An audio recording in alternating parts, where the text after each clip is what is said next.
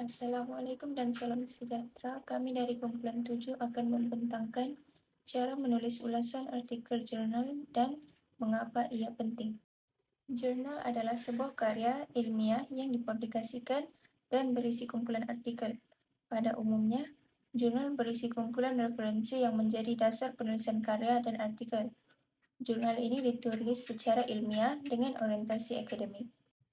Artikel dalam jurnal harus mengandungi beberapa bahagian seperti tajuk, abstrak, pendahuluan, review kajian, metodologi, hasil penelitian, pembahasan, implikasi penelitian, kesimpulan, dan referensi. Dalam pengenalan, poin yang perlu ada yaitu tajuk artikel, nama penulis dan latar belakang, serta maklumat tambahan artikel seperti nama jurnal, tarikh diterbitkan, bilangan, dan sebagainya. Dalam ulasan kandungan artikel, poin yang perlu ada tujuan kajian, konsep dan tema kajian, teori yang digunakan, kaedah yang digunakan seperti kaedah analisis, kaedah pemungutan data, dan persampaian, serta hasil kajian. Dalam ulasan kritis artikel ini, poin yang perlu ada isu utama artikel, isu menarik dan nyatakan mengapa, adakah isu yang dibangkitkan adalah relevan bagi Anda sebagai seorang penyelidik, adakah Anda setuju atau tidak setuju dengan hasil kajian dan nyatakan mengapa. Adakah persoalan yang dinyatakan oleh penulis terjawab?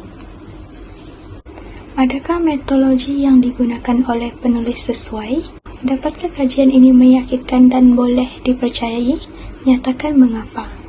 Apakah langkah yang boleh diambil oleh penulis untuk memastikan kebolehpercayaan kajian? Apakah kesan artikel terhadap pemikiran atau pandangan Anda dalam konsep teori yang dinyatakan?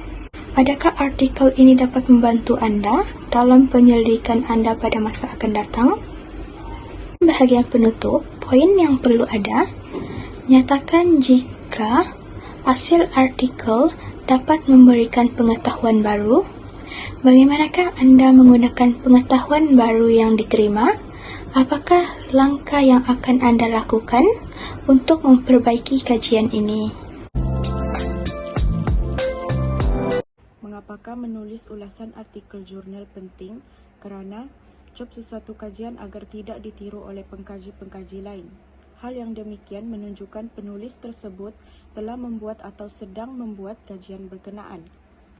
Penulisan jurnal juga mengelakkan persamaan dengan kajian orang lain.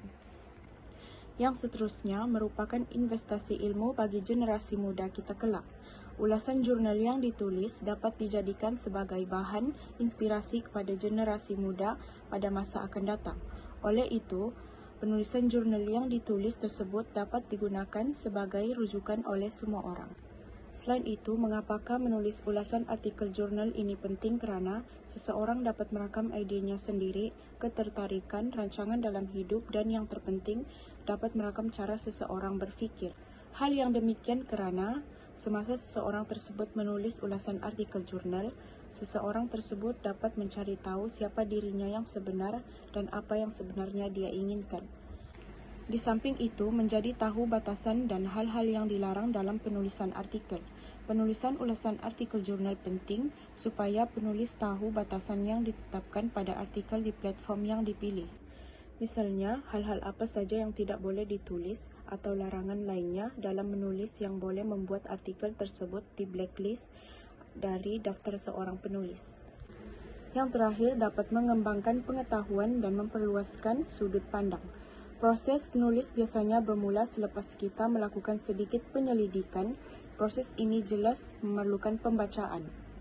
Apabila kita membaca, kita akan membina pengetahuan dalam sesuatu bidang yang khusus tersebut. Apabila kita menambah pembacaan, kita akan semakin mengembangkan sebuah penulisan. Penulis profesional memperoleh banyak pengetahuan sepanjang kerjaya mereka kerana keseluruhan aktiviti penulisan sentiasa didorong oleh maklumat baru. Kesimpulannya, menulis jurnal dapat memberi manfaat kepada diri seseorang. Ini kerana seseorang individu boleh meningkatkan lagi ilmu pengetahuan tentang cara penulisan jurnal dengan betul. Bahkan menulis jurnal juga baik untuk kesihatan mental kerana membantu melihat apa yang terjadi di dalam hidup.